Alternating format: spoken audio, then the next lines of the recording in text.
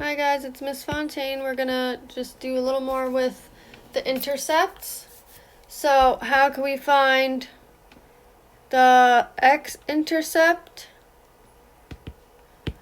I'll do it here first. If you were in class with us over the last few days, you would see that we can make y equals 0.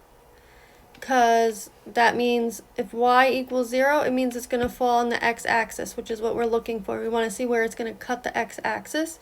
So we're going to do x plus 0 equals 5. So we can subtract 0 on both sides, which we don't really have to, and then we see that x equals 5. So I'm going to count 1, 2, 3, 4, 5, and that's going to be my x-intercept. I'll make it purple.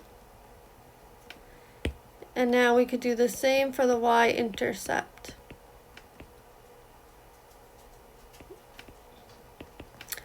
So x is going to equal 0.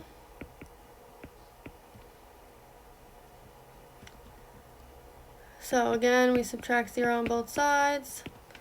Y equals 5. So 1, 2, 3, 4, 5. 1, 2, 3, 4, 5. I'm going to make it red. So that's the x-intercept and the y-intercept.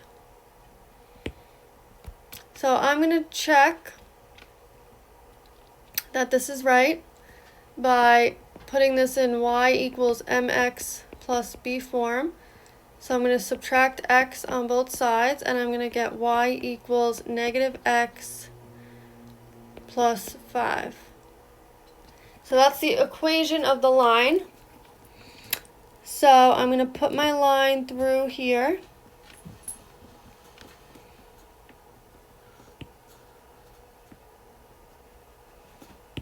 I'm not good at making straight lines on the iPad. So this says that the y-intercept is 5, right? Because the b of the equation is always the y-intercept. Is that true? 1, 2, 3, 4, 5. Yep, that's the y-intercept. And it's saying the slope is down 1 over 1, right? Because there's an invisible 1 in front of the x. And this is the slope. M is the slope. So you guys should remember that. And of course, that means negative 1 over 1. So that means down 1 over 1, down 1 over 1, down 1 over 1, down 1 over 1, down 1 over 1. So that works. So that is how we could find the x and y intercept. So on the Google form, just go ahead and write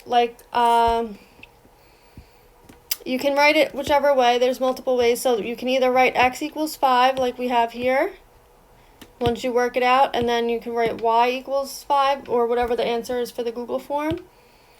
That's fine. Or you can write 5, 0, which would be the ordered pair, right? And then for this one it would be 0, 5.